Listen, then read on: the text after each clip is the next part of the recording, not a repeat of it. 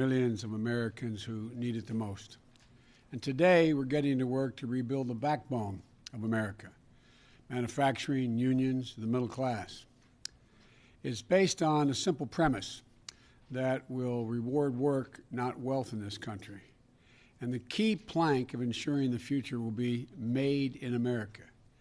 I've long said that I don't accept the defeatist view that the forces of automation and globalization can keep union jobs from growing here in America.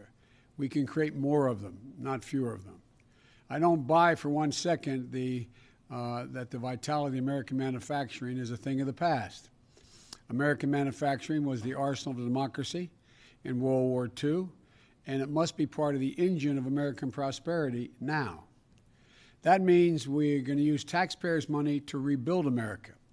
We'll buy American products and support American jobs, union jobs. For example, the federal government every year spends approximately $600 billion in government procurement to keep the country going, safe and secure.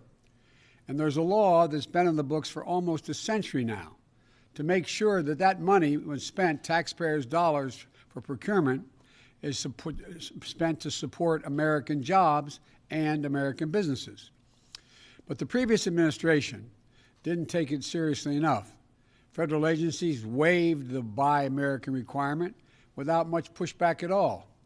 Big corporations and special interests have long fought for loopholes to redirect American taxpayers' dollars to foreign companies for the products that are being made. The result, tens of billions of American taxpayers' dollars supporting foreign jobs and foreign industries. In 2018 alone, the department spent $3 billion, the Defense Department, on foreign construction contracts, leaving American steel and iron out in the cold. It spent nearly $300 million in foreign engines and on vehicles instead of buying American vehicles and engines from American companies, putting Americans to work. Under the previous administration, the federal government contract awarded directly to foreign companies went up 30%. That is going to change on our watch. Today, I'm taking the first steps in my larger Build Back Better recovery plan that invests in American workers, unions, and businesses up and down the supply chain. And I know that previous presidents entered office by promising to buy America and instituting the Buy American policy, but here's why this is different and not the same. I'll be signing an executive order in just a moment, tightening the existing Buy American policies and go further. We're setting clear directives and clear explanations. We're going to go to the core issue with a centralized, coordinated effort. Look, today I'm creating a director of Made in America at the White House Office of Management and Budget, who will oversee our All of Government Made in America initiative. That starts with stopping federal agencies from waiving Buy American requirements with impunity, as has been going on. If an agency wants to issue a waiver to say we're not going to buy an American product as part of this project, we're going to buy a foreign product, they have to come to the White House and explain it to us. We're going to require that waivers be publicly posted. That is, someone seeking a waiver to build this particular vehicle or facility, and it's going to buy the following foreign parts. That waiver, the request for it, is going to be posted. Then we'll work with small American manufacturers and businesses to give them a shot to raise their hand and say, yeah, I can do that here in my shop, in my town. It's about, as you've heard me say before, I used to have a friend who was a great athlete who said, you got to know how to know. These small businesses don't even know they can compete for making the product that is attempting to be waived and be able to be bought abroad. And I'm directing the Office of Management and Budget to review waivers to make sure they are only used in very limited circumstances. For example, when there's an overwhelming national security, humanitarian, or emergency need here in America. This hasn't happened before. It will happen now. Here's what else we're going to be doing. Under the Build Back Better recovery plan, We'll invest hundreds of billions of dollars in buying American products and materials to modernize our infrastructure, and our competitive strength will increase in a competitive world. That means millions of good-paying jobs using American-made steel and technology to rebuild our roads, our bridges, our ports, and to make them more climate resilient, as well as make them able to move faster and cheaper and cleaner to transport American-made goods across the country and around the world, making us more competitive. It also means replenishing our stockpiles to enhance our national security. As this pandemic has made clear, we can never again be in a position where we have to rely on a foreign country that doesn't share our interest in order to protect our people during a national emergency. We need to make our own protective equipment, essential products and supplies. And we'll work with our allies to make sure they have resilient supply chains as well. We'll also make historic investments in research and development, hundreds of billions of dollars, to sharpen America's innovative edge in markets where global leadership is up for grabs. Markets like battery technology, artificial intelligence, biotechnology, clean energy. The federal government also owns an enormous fleet of vehicles, which we're going to replace with clean electric vehicles made right here in America by American workers, creating millions of jobs, 1 million auto worker jobs in clean energy and vehicles that are net zero emissions. And together, this will be the largest mobilization of public investment in procurement, infrastructure, and R&D since World War II. And with the executive order I'll be signing today, we'll increase Buy American requirements for these kinds of projects and improve the way we measure domestic content requirements. For example, right now, if you manufacture a vehicle for the federal government, you need to show that at least 50% of the components of that vehicle were made in America. But because of loopholes that have been expanded over time, you can count the least valuable possible parts as part of that 50% to say made in America, while the most valuable parts, the engines, the steel, the glass, are manufactured abroad. So basically, we're batting 0 for 2. The content threshold of 50% aren't high enough. And the way we measure the content doesn't account for U.S. jobs and economic activity. We're going to change that as well. The executive action I'm signing today will not only require that companies make more of their components in America, but that the value of those components is contributing to our economy, measured by things like a number of American jobs created and or supported.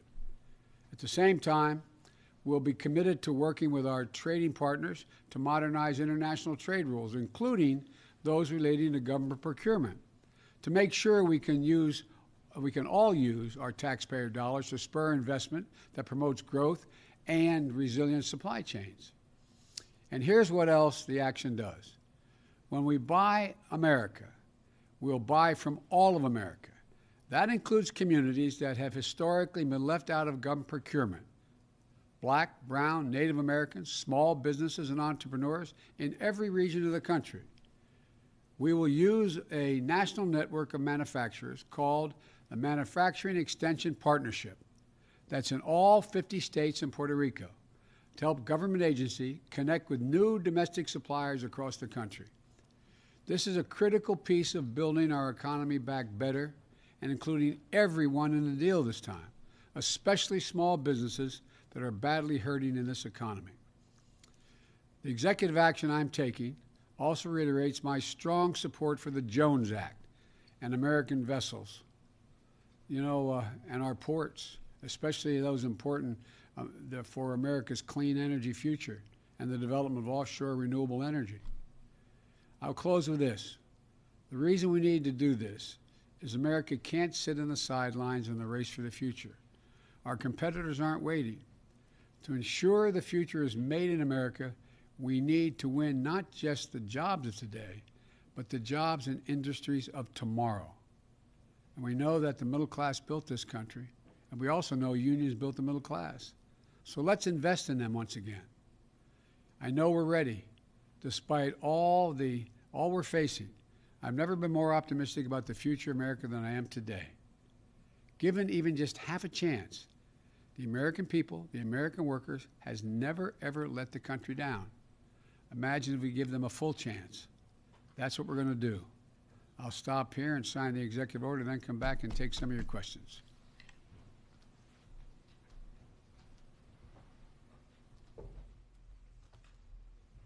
This executive order is entitled, Ensuring the Future is Made in America by Americans, all of American workers.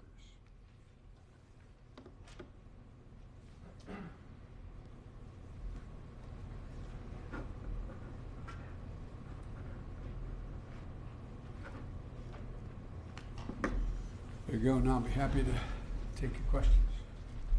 Great. Thank you,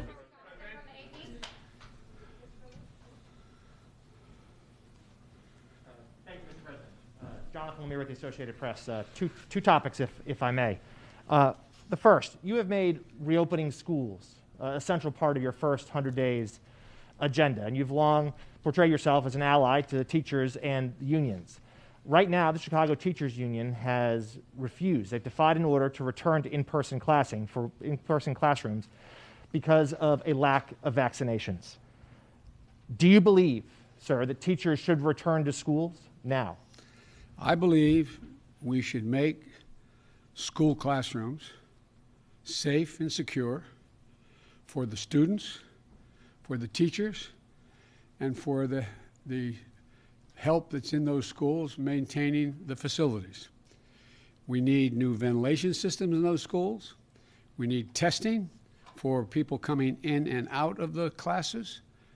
We need testing for teachers as well as students. And we need the capacity to know that, in fact, the circumstance in the school is safe and secure for everyone. For example, there's no reason why the clear guidance will be that every school should be thoroughly sanitized from the lavatories to the hallways. And so this is about making, and none of the school districts that I'm aware of, there may be some, public school districts, have insisted that all those pieces be in place.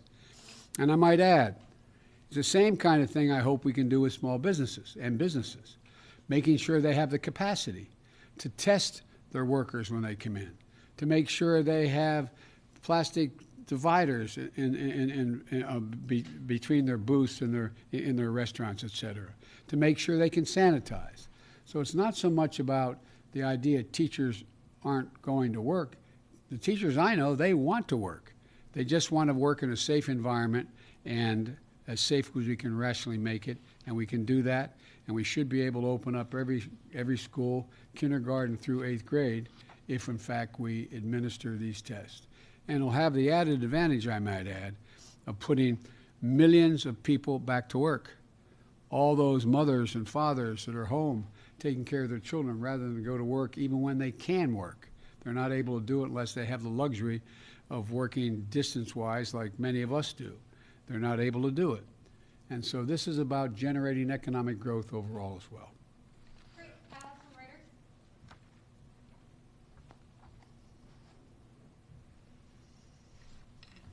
Thank you, Mr. President. I'm Alex Alper from Reuters. I wanted to ask a question about Navalny.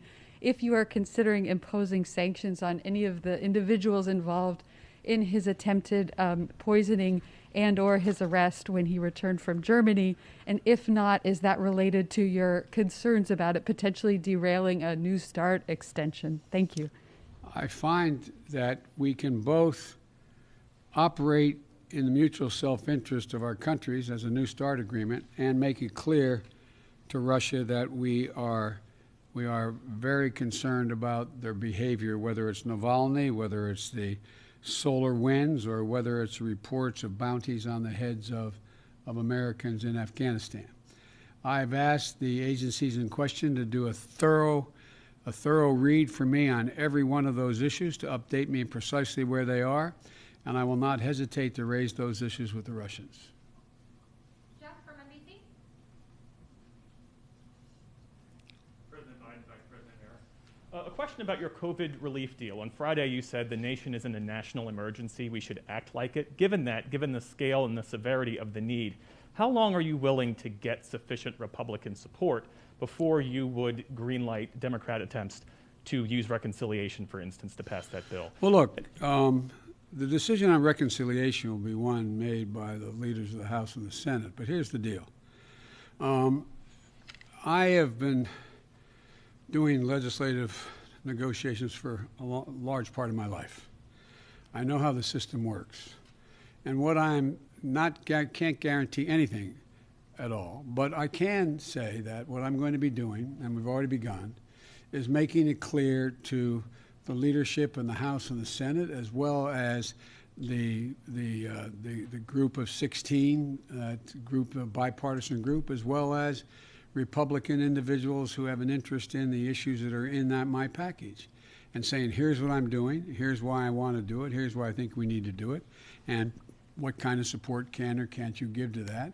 And then we go on to the way in which we deal with legislation all the time. You know, we didn't have any votes for the recovery package when Barack and I came into office. We were short 3 votes. We didn't know we had the votes until the day of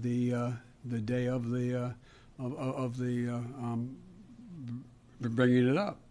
And but here's the deal. You know, it's interesting, and I know you ask a lot of these questions, you know the answers, but you have to help educate the public as well. I'm not suggesting you don't know what I'm about to say. No one wants to give up on their position until there's no other alternative. They either have to make a decision that they don't support what is being proposed, or they insist on what they have, or they let it all go away, fall down. I think we're far from that point right now. The decision to use reconciliation will depend upon how these negotiations go. And let me make clear about negotiations. I've always believed part of negotiation on the part of a president and or a chairman of a committee trying to get a major piece of legislation passed is about consultation. It's not enough for me just to come up to you and say, I like this, I expect you to support it. I want to explain to you why I think it's so important in this package that we have to provide for money for additional vaccines, why I think it's so important why we provide for money to extend unemployment benefits, why I think it's so important that we provide money to provide for the ability of people not to be thrown out of their apartments during this pandemic because they can't afford their rent. And to make the case to you why I think and what I think the priorities within this piece, we think the priorities are, I apologize, were within this legislation. And I don't expect we'll know whether we have an agreement and to what extent the entire package will be able to pass or not pass until we get right down to the very end of this process, which will be probably in a couple weeks. But the point is, this is just the process beginning. Annie from the Washington Post. Thank you, Mr. President. Annie Linsky with the Washington Post. Annie. I wanted to ask you a little bit about one of the sort of major themes of your campaign and how you sort of intend to measure and enact it, and that is the idea of unity. If you could talk a little bit about what you see unity as being. There are some people who are defining it as being bipartisan. Others are saying it is what most of the people in the country, defined by some poll, might believe, or any sort of number of, or perhaps it's 50 plus 1, or 50 plus 2, or 75%. So given that it is such a key part of your message and your promise, can you talk and reflect a little bit more about what is unity when you see it and as you define it? Well, Annie, I think it makes up several of the issues, the points you made. One is unity requires you to eliminate the vitriol. Make anything that you disagree with about the other person's personality or their lack of integrity or they're not decent legislators and the like. So we have to get rid of that. And I think that's already beginning to change, but God knows where things go, number one. Unity also is trying to reflect what the majority of the American people, Democrat, Republican, Independent, think is within the fulcrum of what needs to be done to make their lives and the lives of Americans better. For example, if you look at the data, and I'm not claiming the polling data to be exact, but if you look at the data, you have, I think it's, I hope I'm saying it gets correct. You may correct me if I get the number wrong. I think it's 57, 58% of the American people, including Republicans, Democrats, and independents, think that we have to do something about the COVID vaccine. We have to do something about making sure that people who are hurting badly, can't eat, don't have food, are in a position where they're about to be thrown out of their apartments, et cetera, being able to have an opportunity to get a job, that they all think we should be acting. We should be doing more.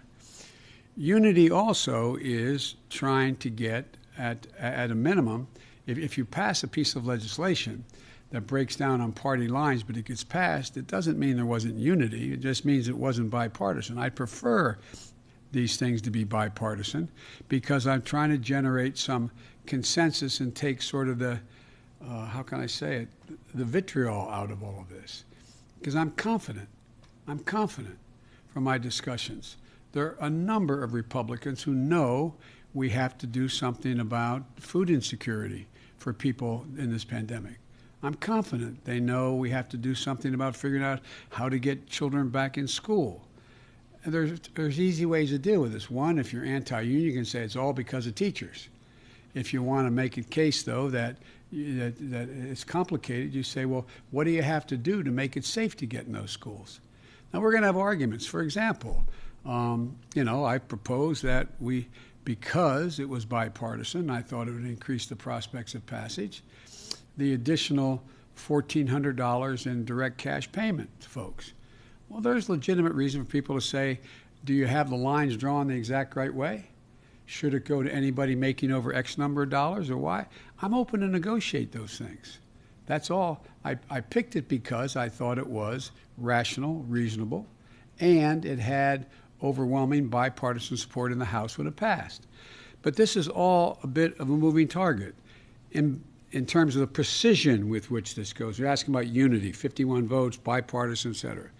The other piece of this is that the one thing that gives me hope that we're not only going to sort of stay away from the ad hominem attacks on one another is that there is an overwhelming consensus among the major economists at home and in the world that the way to avoid a deeper recession moving in the direction of losing our competitive capacity is to spend money now.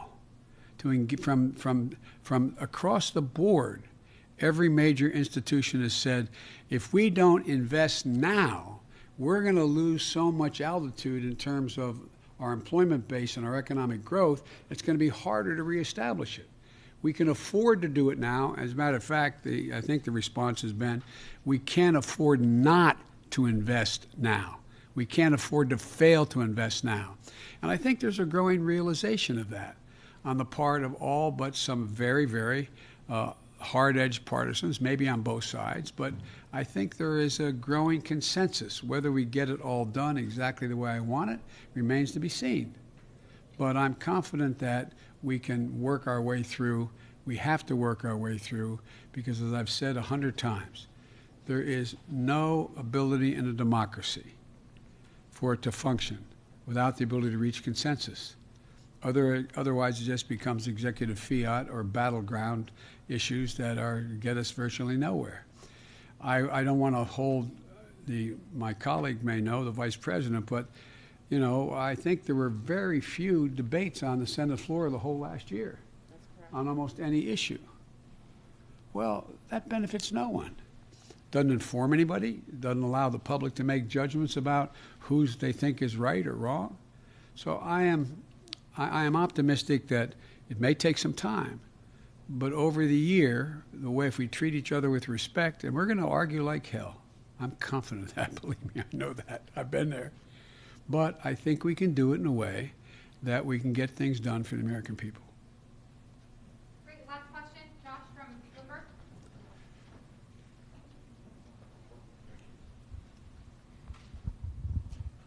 Josh, I don't trust you with a mic, huh? I don't know, man. That's fine. I wouldn't either. Thank you, Mr. President. I appreciate you taking the questions. You mentioned just now that you might know in a couple of weeks.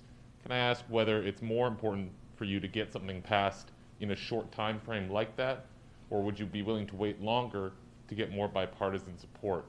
And might I also ask that one of the pillars is the vaccine funding. When do you think any American who wants to get the shot will be able to get the shot? Well, I'll try to answer the three parts of your question as I heard them. One, time is of the essence. Time is of the essence.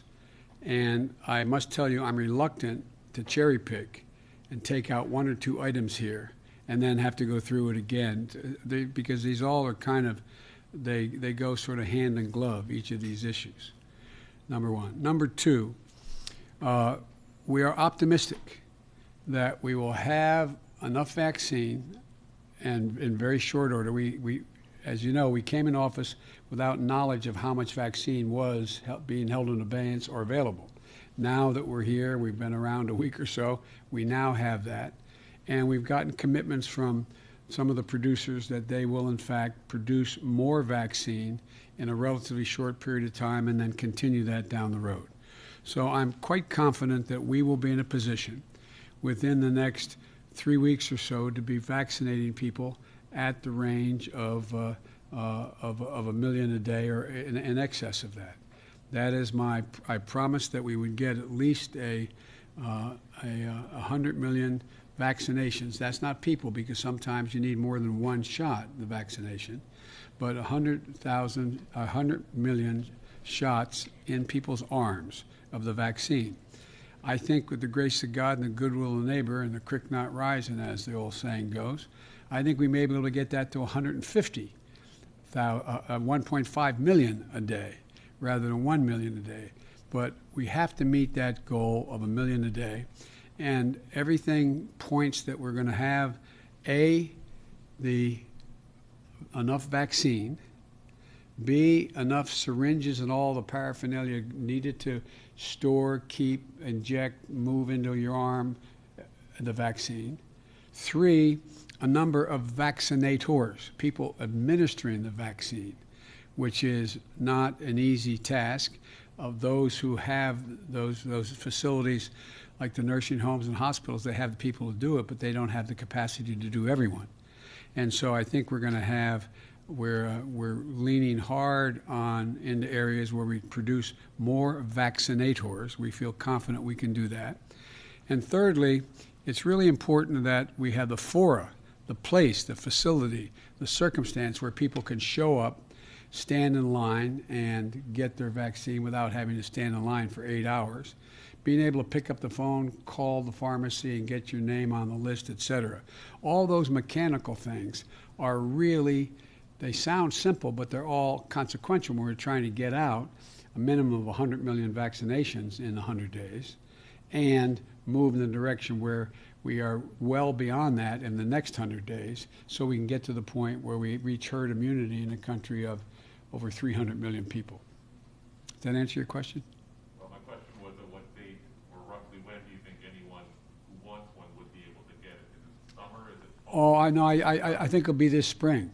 I think we'll be able to do that this spring. And but it's going to be a logistical challenge that exceeds anything we've ever tried in this country. But I think we can do that. I feel confident that by summer we're going to be well on our way to heading toward herd immunity and increasing the access for people who aren't on the first on the list, all the way going down to children, and how we deal with that. But I feel good about where we're going, and I think we can get it done. Thank you, guys. One more on vaccine. Mr. President, one more on vaccine. Now, wait. I know he always asks me tough questions, and he always has an edge to them, but I like him anyway. So go ahead and ask the question. Thank you, Mr. President. So you just said that you think within 3 weeks or so we'll be at the point where there are 1 million vaccines per day, but it seems like... No, I think we'll get there before that. I said I misspoke. I hope we'll be able to increase as we go on till we get to the 1.5 million a day. That's my hope. And then the follow-up to that would be, now that you're president and you're saying there's nothing we can do to change the trajectory of the pandemic in the next several months, what happened to 2 months ago when you were talking declaratively about I am going to shut down the virus. Well, I'm going to shut down the virus, but I never said I'd do it in 2 months. I said it took a long time to get here.